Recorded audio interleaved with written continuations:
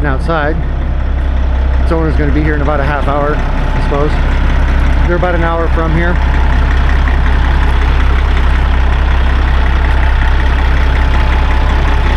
Turned out nice.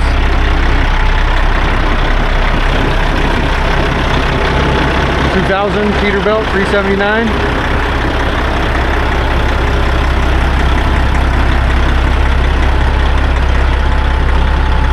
Nice and sharp.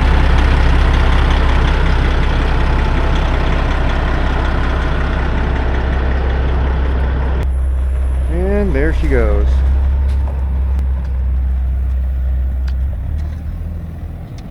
Good morning. I do have my work cut out for me. Very odd. I was pretty impressed. I'm gonna do what I always do on these trucks. And that just happens to be my thing, by the way.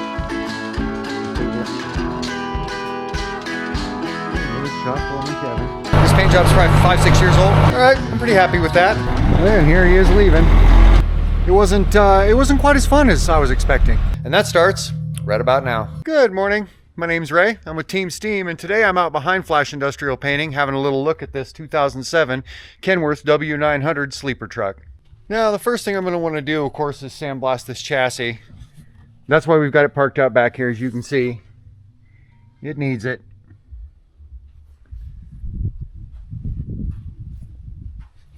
Not in great shape. So the first thing I'm going to do here today is get ready to get this guy sandblasted.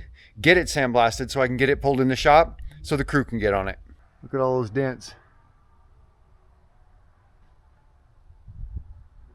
Both sides from here out are like that. There's some dings in the middle, but both sides from this seam out.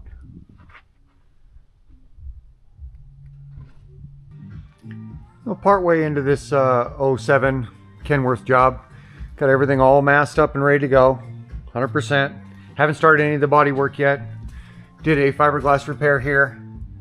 This is still patched back to this post with duct tape just to hold it back so this can fully set up. I always give it like 24 hours if I can. Then I'll release this, but this was just broken.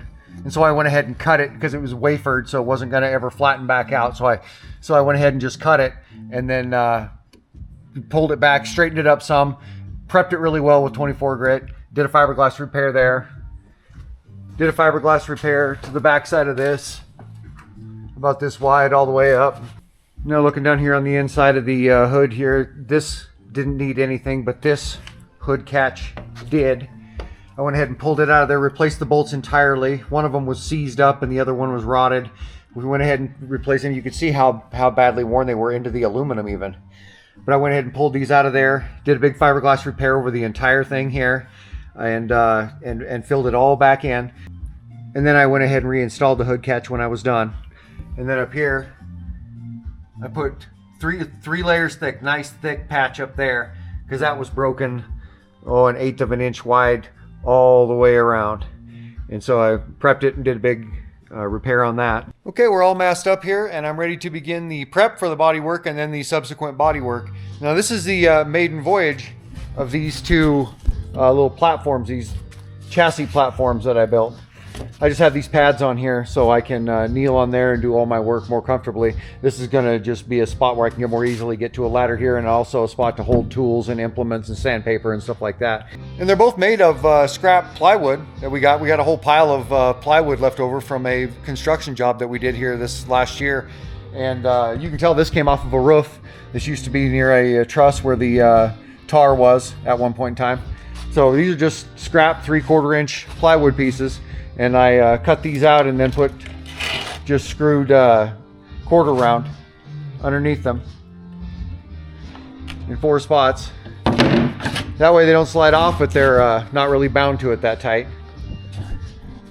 Because I've been using this sort of thing for decades. But once in a while, you know, you'll wear them out or whatever, and then you got to replace them. And this is probably the 3rd, maybe 4th set I've ever made since I've been doing this. And now that I'm getting started on the back here, I'll give you a quick look, if I can, just how dented up this one is. And a lot of them that are this age, you know, 2007 or so, or older even, that have this many miles on them, come to me this dented up. But as you can see, if you look across at that gloss, Just how dented up that is. Same with this side right here.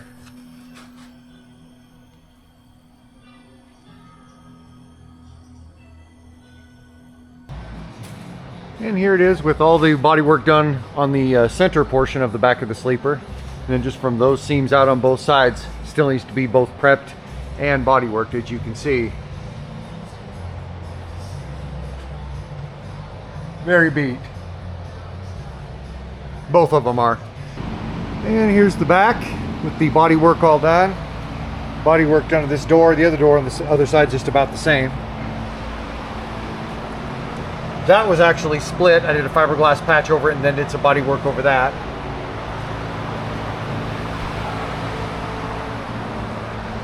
All the body work done up here.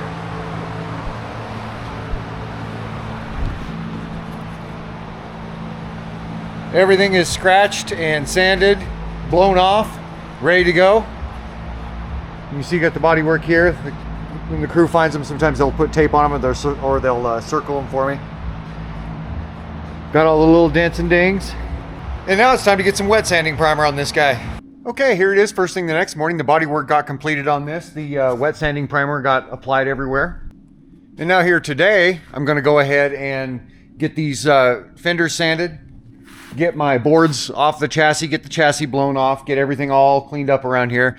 And I'm going to get the black primer on the chassis. And I'm going to end up getting the blue metallic paint on the fenders.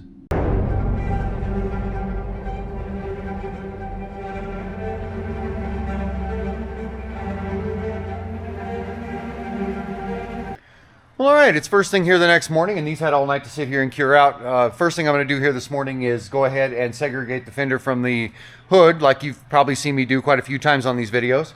And the crew will be here, within the next 20 minutes or so. And they'll go ahead and mask up these fenders while I'm continuing on the prep. And then when we're all done with the fenders, then we're going to go ahead and sand everything from front to back, resand everything, and finish scratching everything, get everything finished up and buttoned up, and then we'll go ahead and get some white on the cabin hood here today and black on the chassis. Well, all right, gang, got her all masked up, got everything sanded, got everything blown off, everything cleaned up.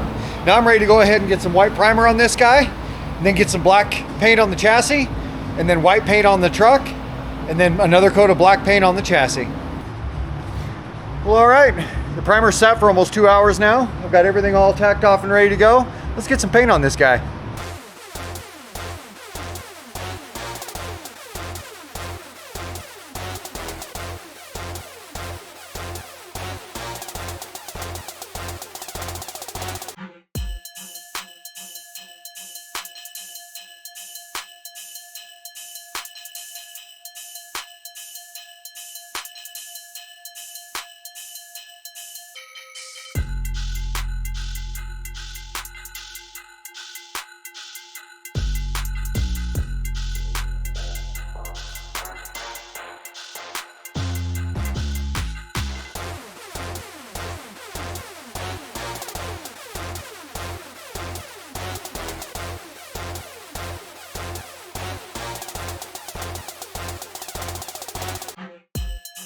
All right, now as I'm sure you saw, I got this shot yesterday. Here it is first thing the next morning.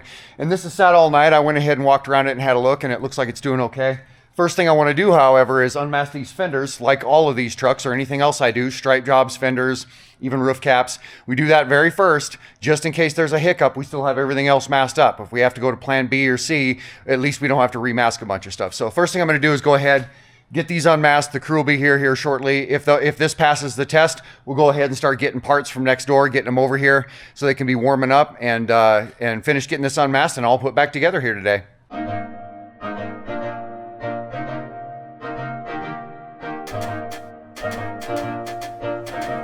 All right, well, those turned out fine. I think now I'm going to go ahead and start stacking some parts up in here from next door. And when the crew gets here in a few minutes, we'll get to unmasking and get putting this guy together. Well, all right, gang. I didn't set the camera up for the reassembly on this one, but as you can see, we got it all reassembled. Now it's about time to go ahead and walk around it and have us a look. All right, here we have a 2007 Kenworth W900 sleeper truck. Here's how the chassis turned out on the driver's side. Here's how the chassis turned out on the passenger side at the front. When this one showed up, it had mirrors on it that we had to remove, and as you can see, there's absolutely no trace those mirrors were ever there. And just up inside the hood here, I refiberglassed this, took the stopper off and refiberglassed it because this was all wallowed out. There was a big crack all the way around that center brace, so I took all that off. That eyelet that holds that all together at the end of that post was on the top for some reason. And so I re-glassed it, re-drilled the hole, put it in there the way it's supposed to be. So this is all basically as strong as it was, if not stronger than it was when it was brand new. And also this hood was completely out of adjustment when we got started here. This gap was at least twice as big as it is right now, at least. And it was also clear up in the air. It was about an inch up in the air. It was about an inch and a half further this way. It was completely out of adjustment. So I just readjusted everything before on all 6 points before I even got started. It had 2 nutserts in the visor itself, in the braces in the middle, and two on the other side. One bolt broke off and the other nutsert spun. So we replaced 4 nutserts total on that. This truck also had standard corrosion on the chassis. As you can see, that's all been redone.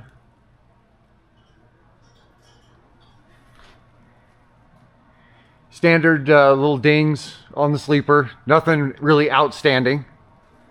Back here was beat up really well. Went ahead and covered the entire thing in bodywork because the back was beat up as bad as they really get without having something actually collapse them. Here's the passenger side before we removed any of those dents, any of those 8,000 dents. But as you can see, it's, you know, as straight as anything running around out there now. We got the details on the chassis. Sandblasted. Primed 2 times to 3 times in some spots. And then painted 2 times. Including some of these details.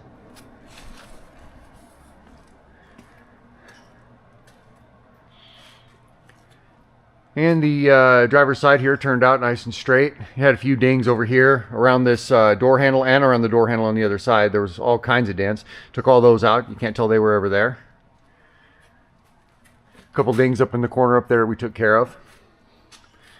Now they've got their Kenworth emblems. They just didn't send them with the truck. But this one's got some good shine on it. It'll look good sitting there at the auction. So now this truck's all finished up. Its owner's likely going to be here sometime this morning. I'll go ahead and get it fired up and pulled outside. And then while I'm outside, I'll go ahead and fire up the next project and get it pulled in here. All right, I got this guy parked.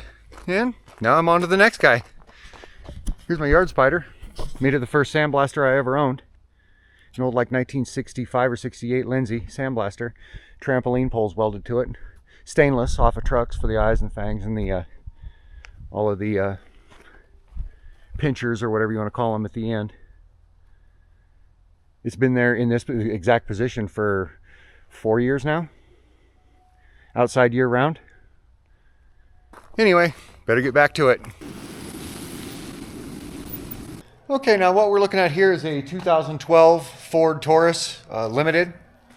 And this is just a front wheel drive model. This isn't the all wheel drive. And I just recently picked this up from a small dealership over in Rapid City. And when I went to go look at the car, it was parked in a back row among a bunch of other cars, and there was only a foot of space in between them, which I believe is a dealer tactic. You know, that way you can't step back and look at the side of it because it's only a foot away from the other cars. But so anyway, and there was another customer there who was on that side of the car, who was on the passenger side of the car looking at another car. So I just got in the car and took it for a test drive, and it runs good and it's smooth and it's pretty low mile. It's only got 80 some thousand miles on it, and it ran well and I was happy with it. Took it back to the dealer, and before I even went over there, I asked him, "Is there any hail? Is there anything I need to know about?" Because I'm driving all the way over here, a couple hours away, you know. And they said, "No, there's some bodywork showing on the back of the passenger side panel." And they said, well, it's in the pictures on the marketplace ad. It's within the pictures. You can look right at it. And so I looked right at it and I thought, yeah, that's the mark of a lousy body shop. I see it all the time in here. I can just single out this panel. This panel right here that runs the top, and then just this one panel, and I can fix it and be done with it if I wanted to. And if it's not that bad, it's not, because it's just an everyday knock-around car. I'm not too particular. A few little dings here and there. I mean, my Explorer is hailed out, and it's been that way since I've owned it. That's why I got it as cheap as I did. And I've never done anything about it. I'm not super particular. So I probably would have just left it, and that was my thought. And so that's how I drove right over, and I went in and I bought the car. And then when I came out with the, after I bought it, I came out with the owner and his son, and we're standing there talking. And I noticed that the owner of the dealership made a sudden movement toward the car. And that movement caught my attention. And when it caught my attention, I noticed that there was a blurry spot on the side of the car that I just hadn't noticed. The car was similar to the way it is here on the other side. You know, had some road dust up on it and stuff. And so I saw it was a little bit blurry. I didn't know what to think of it. Maybe I could buff it out or whatever. Either way, we were caught in the moment. I'd already paid for the car. Where all the papers were already signed. But it was him moving toward the car that got my attention. And so I thought about it on the way home, you know, and I thought, well, I'll just get out and have a better look. And I parked it in the sun and I had a better look. And I walked all the way around it this time because I didn't get a chance while I was at the dealer because, again, there's somebody who was looking at it, another vehicle on the passenger side when I went to go get it. Then when I brought it back from test driving it, the parking lot was so crammed that I just parked it up against the fence with the passenger side tied against the fence. And it just didn't dawn on me to walk around it at that point. And so I went ahead and went in and we did all the paperwork and all that stuff and I bought the car. And I got it home and then I said, well, you know, I better walk around it. I parked it out in the sun and walked around it. And here's the passenger side. And I don't know if you can see it, but all of this in here is a different color. You can see it's kind of mottled. It's like a lighter blue, like a haze of lighter blue. And you can see by the finish, it's like a satin finish. It's not high gloss like this.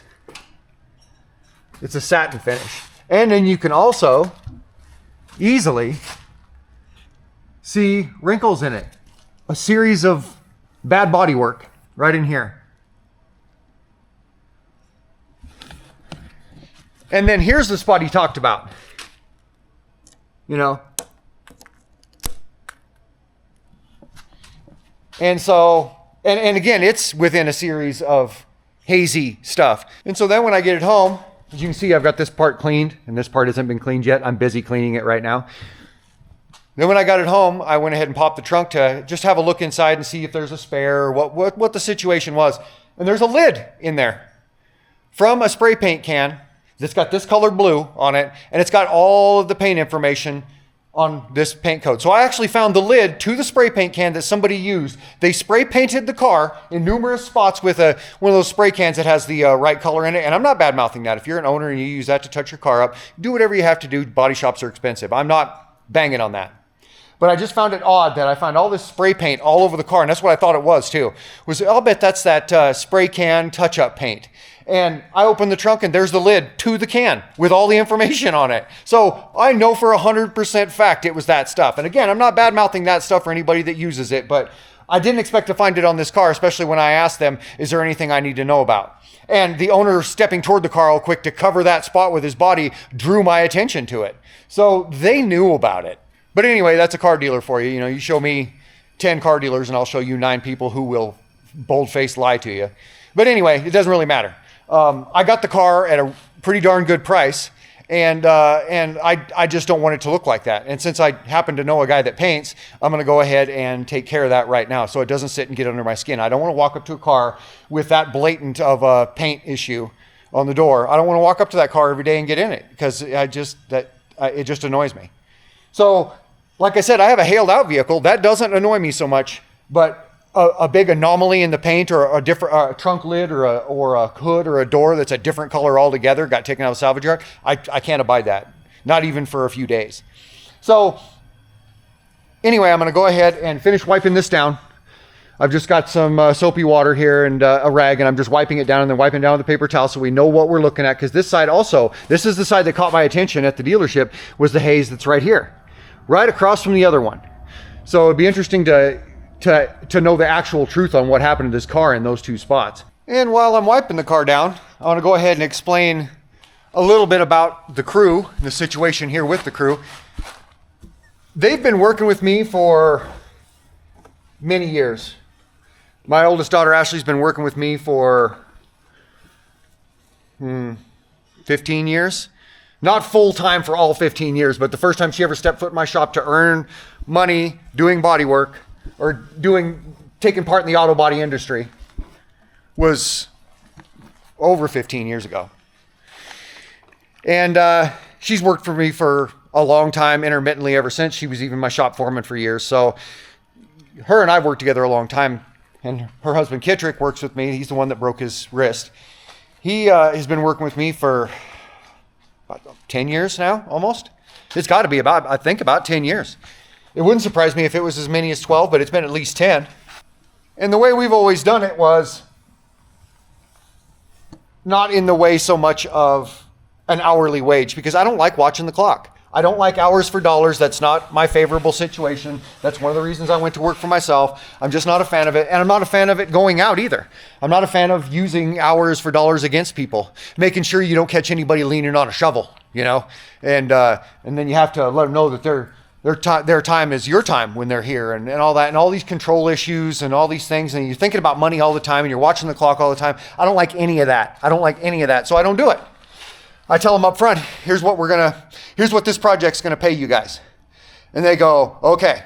And we don't do that per project. They just work for me. And they know I treat them fair, and I always have. We've never had a single discussion about money or about compensation at all. There's never been any hard feelings. We flow really well around here. And so I tell them this, you know, they know about what each truck's gonna pay. And the amount of hours doesn't matter. So if the truck turns out to have a bunch of details and we kind of get screwed, then I guess we all get screwed a little bit because the price has been pre-negotiated. But when it comes down to it, at the end of the job, they always make really good money per hour. And their hours are very intermittent and somewhat limited, because you've seen the videos. A lot of what you see is me here doing this. And of course they take their part, but like this car, they're not taking any part. Like with that forklift, they didn't take any part except for help me set the hood back on. You know, these are just my sort of projects, and they get those days off, and they're not sitting around starving because they get paid well enough when they are here. And so per project, there might be 1 to 3 days where I'm just doing straight body work. Like on that Peterbilt here a few videos ago, I was just doing straight body work for 2 or 3 days. I gave them those days off, but they get them off with full pay because we've already agreed on a price per truck. So that's the way we always do it. And that's how, even when they get hurt, when Kittrick got hurt and he's had to take 6 full weeks off and all this. And not only did I double pay him for that truck, but between that and other compensation that they were able to look into and gain, they haven't had to pay anything on that. They've had to pay zero on that. I double paid him on the truck, and he's been on my pay scale or my payroll ever since. Even though he hasn't been here in 6 weeks except for 1 or 2 days, he's being fully paid as though he is here. So that's the way we work it. They don't have to worry about breaking a limb and not being able to make money. They don't have to worry about not being able to make money. They don't have to worry about days off. For every week that goes by, they get as many as 3 to 4 days off if it's a heavy body work time for me or a heavy sandblasting time for me. If I'm doing a bunch of oil field trailers and I'm sandblasting all the time, they'll come in and after I get them sandblasted, they'll come in and they'll help me mask up the wood that's on the trailer and the other little things, and they'll help me do some prep for a day or so. And then they won't come back until after I've shot it all and it's time to unmask it and put things back together. So there's 2 or 3 days off there. And it's all with full pay. So that's how we work it around here. So, when I see a comment in my comment section flat out calling me narcissistic because I don't mention the crew as much. The reason I don't mention the crew as much and sit and just show them and interview them and get up in everybody's face with a camera, get up in owners' faces with a camera, is because this is the real world. This is just a camera in a shop. I didn't want it to be dramatic. I didn't want it to be phony in any way. I just don't want to be up in anybody's face interviewing them. And believe me, almost every single customer I have would not prefer to be on camera with somebody filming their reaction when they come to get their truck. I can't imagine almost any of them wanting to go for that. And I don't even want to ask them to. There's just no reason for it. So that's why you don't see a lot of customer reactions on here. And the reason you don't see the crew more than you do, or see interviews with the crew or anything like that. The reason you don't get a better insight into their life or anything like that is because when I first started this channel 3+ years ago, I talked to them about how much do you want to be on film. And they said, you can have a camera up in the shop and showing what goes on around here, but I don't necessarily want to, you know, be a character in the show. And as far as a bunch of introspective stuff, you get to know them super well, and we show us joking around with each other all the time, and all these kind of fun things that you can see other places. Well, you won't necessarily see it here because we talked about that clear back when I started the channel, and they said, I wouldn't prefer to go quite that far. You know, they were all real cool about it. They said, by all means, film us, but we don't really want to do the whole interview thing or anything like that. And so I totally was fine with that. I totally have honored that. And that's why you don't see as much of the crew. It's not because I'm a narcissist. I have a proper amount of confidence. I know what I'm good at and I know what I'm not because I've tried a lot of stuff. I have the confidence to try all sorts of stuff in life. I've done many, many things, many, many times. That breeds natural confidence, knowing at least I have the confidence to try stuff, but I'm not good at everything, and I know what I am good at and what I'm not. That's self-aware. That's not narcissistic. And so the reason you see me on here more than anybody else is because I give everybody days off all the time with pay, and also because they don't necessarily want to be. They don't want to be interviewed. They don't want their personal life all over YouTube. So that's why we have it the way we have it around here. Well, here's a better look at that side after I got it all cleaned up. And again, we're at the passenger door here, or the rear passenger door. As you can see, I don't know how well that shows it off, but we've got a crease or something right here and some bad body work right back behind the door latch. And this is all, again, in that almost semi-gloss finish. Down here, we've got a few little dings. Not really sure what happened to this car. It was on both sides in the same spot on both sides. And so we've got that damage on this rear passenger door. We've got the damage on the rear driver's side door. And then back here, I can see again, hazy paint, a hazy finish. This is factory, right next to it, nice and glossy. See how hazy that is compared to the factory? How much more sharp that is in the light. And then across here, I can actually see this is modeled dark. Probably doesn't show up on film, but it's modeled really dark, almost an odd purple, kind of violet color. And then I can feel a line right here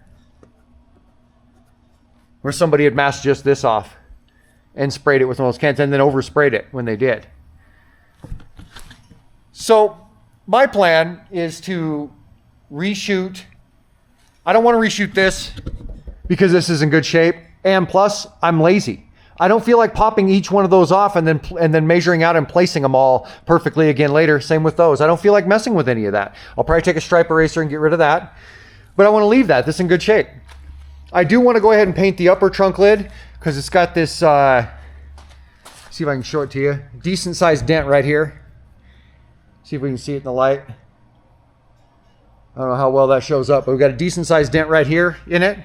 But then also, I'm going to be painting this panel all the way up and around, this fender and this fender, along with the rear doors and along with this part right here, because this is all one piece. So I've got to paint it all. So just that strip that goes above the doors, just this panel, the rear doors, and then I want to come around here and paint this because otherwise there's a fair chance when this job's all done that you'll be able to see the difference in the paint colors. Because all these years later, this is a 2012, so all these years later, you know that that's not going to come out absolutely perfect. It just isn't. There's nothing I can do about that. So that's another reason I'm shooting this. It's got that dent, sure. That dent isn't terrible, but I want to go ahead and take care of it anyway because I want this upper half to be seamless, for you to not be able to see a difference in the color here and here. I want to leave this one because there's going to be less of a chance you can see the difference in the color between here and here because it's got this chrome and because it's got this shadow. So there'll be less of a chance you'll ever be able to notice that your eye would be able to pick up on that. So I'm going to leave that. I'm going to paint this. I'm going to paint this. I'm going to paint these fenders, redo that bodywork, of course, and do all this bodywork in here that's needed, and repaint both rear doors. And so what that means, the first thing I have to do is start picking off things to mask. I need to mask off all the chrome back here. I need to mask off the taillights. I need to mask off the windows and the tires and, you know, everything from the front doors back. I need to do the proper masking like around the windows, and everything from the front doors up I can just cover with plastic and pin it all down and make it kind of airtight. And that's the first thing I'll do before I can do anything else. And this is the color system I'm using, Deltron. It's PPG. This is an old paint system, but Deltron's an old paint name. But the DBC system's been around since about 93. DBU has been around since about 93. And this is part of that. And so it's Deltron base clear. And here I'm using the Deltron clear, urethane clear. This is all high quality stuff here that I'm using. And you don't see me do base clear very often, but when I do, I try and use actual quality products. These cost a lot of money, and they are high quality, and I insist upon it when I go to shoot base clear. So if I ever did agree to do a truck in base clear, a semi, the price would be very high because I would use the very best materials, and I would want to be paid for having to go around that thing with a goddamn spray gun 5 times by the time it's all said and done. You know, so not including primer. So for this job and for that Explorer, I'm going to be using quality products. It's been a while since I've shot this PPG base clear, and so I have to go back to my refinish products. This is a 25-year-old book because I've been shooting predominantly PPG. I had a stretch there where I shot Valspar until I figured out it was inferior. And by the time I figured that out, it had been bought by Sherwin-Williams, which is the most overrated paint company on planet Earth. So I was completely done with them by then. I don't even mess with their house paint anymore. So, but for the bulk of the time I've been in business, though, I've shot some sort of PPG product, and that's why I have this quarter-century-old information bulletins book, and I'm looking up the DBC system. That way I can make sure I've got my information straight and do this as right as I can. Well, there's old Kevin coming to keep his eye on the project, like always. It's kind of his thing. All right, now I've got it all masked up here, and what I did just before I masked it up was I ran a bunch of lacquer thinner on a good soaking wet rag over the top of all the areas that I'm going to be working on. Careful not to get it on anything else, although a good base clear system, it doesn't matter if you drip thinner on it or whatever, you wipe it back off and it's fine, it's good to go. That's a good way to tell if you've got a good paint system is how well it reacts to thinner. But and the reason I wanted to wipe it down was because a car like this with its kind of shady history has probably been buffed out a time or two since 2012. So I wanted to make darn sure that I went over everything with thinner thoroughly, and when I did, what I easily did was I blasted their spray paint right off of there. And that isn't even all of it. I could have kept going. Same with here. Same with here.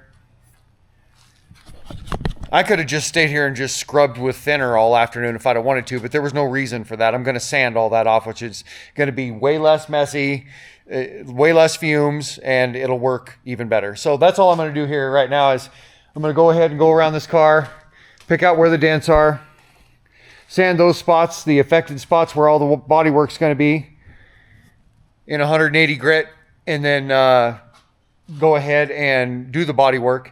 And then once all the bodywork is finished, then I'm going to finish sanding everything else in 220. Then I'm going to go ahead and get all the affected areas in wet sanding primer. Well, all right, gang, got all the bodywork done. And as you can see, I sanded out and around by quite a bit. Scratched the front half of this door handle, all this in here that's going to hit primer. I made sure all that was scratched.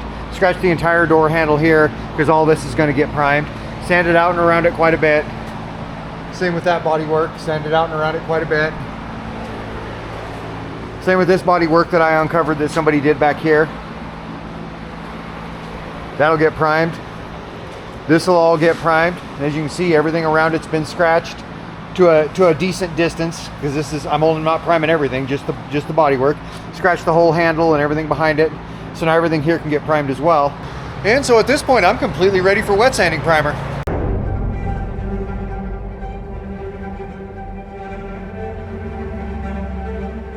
Okay, that's done. Now I'll go ahead and leave this for the night and revisit it tomorrow. And just like that, it's first thing the next morning. And I'm walking around this car trying to figure out my agenda for the day. And the first thing I'm going to end up doing is taking a good close look at it and filling any extra deep scratches or pinholes with glazing. And then outside of that, really all I have to do here today, my whole order of operations is going to be to get everything sanded flat, all of this primer that I put on yesterday, sanded flat, get everything evened out, get everything where I'm as happy with it as I can be, and then go ahead and after that sand and scratch everything else that needs it.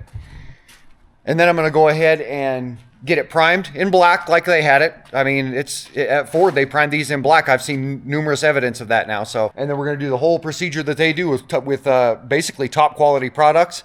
And we're going to get all that done here today. All right, now all of the bodywork has been sanded, the primer over the bodywork, and everything else has been sanded and scratched.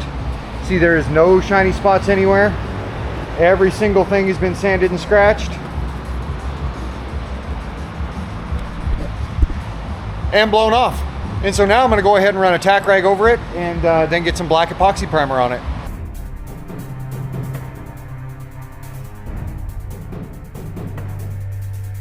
Well, all right, it's looking like the epoxy primer's all set up and ready to go. Now I'm gonna go ahead and mix up some base coat and get a couple coats of base on this guy.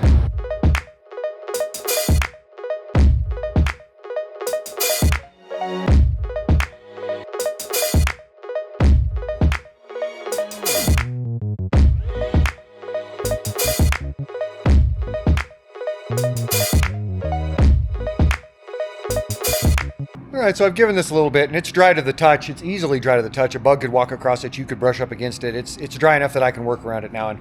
And I've unmasked it this far to see if we've got a color match.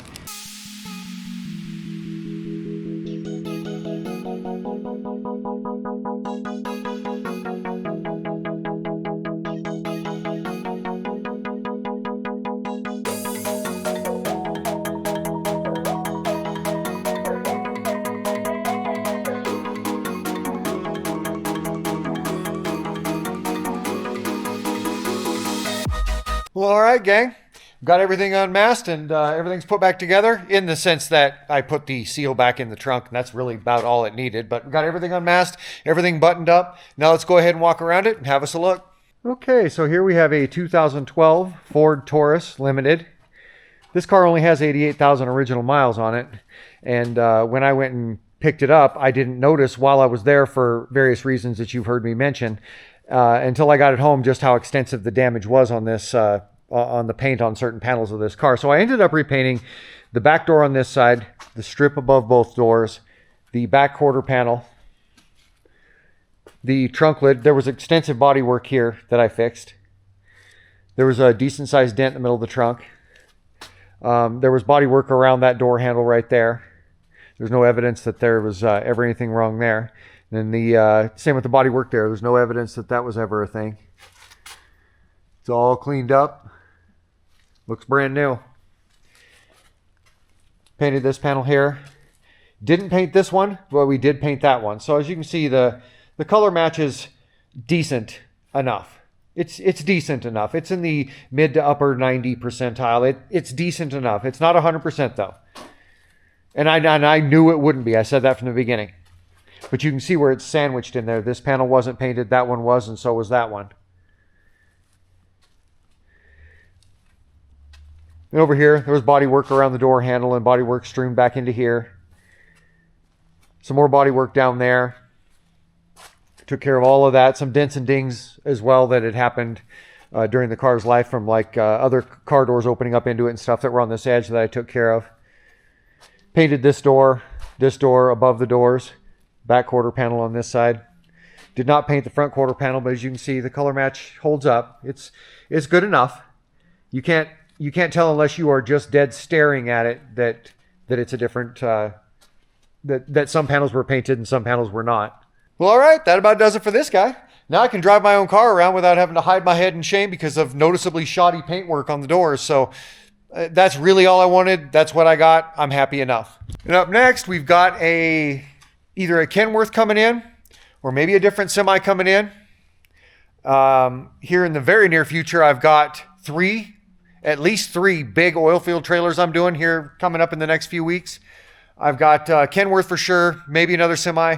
I've got a 1977 Ford F-250 that just showed up today that we're doing inside and out. That'll be coming up here in a future video. So, you know, as you'd expect, we've got no shortage of things going on around here. Hey, if you like this video, you should take the time to hit the like button. And if you want to see more of what goes on around here, you should check us out at Facebook at Flash Industrial Painting. And if you want to see more videos like this, or truck auto body, or gardening, or art, or any of the many things we do around here, you might as well just take the time to hit the subscribe button while you're at it, because, you know, We always got something going on. We'll see you guys around.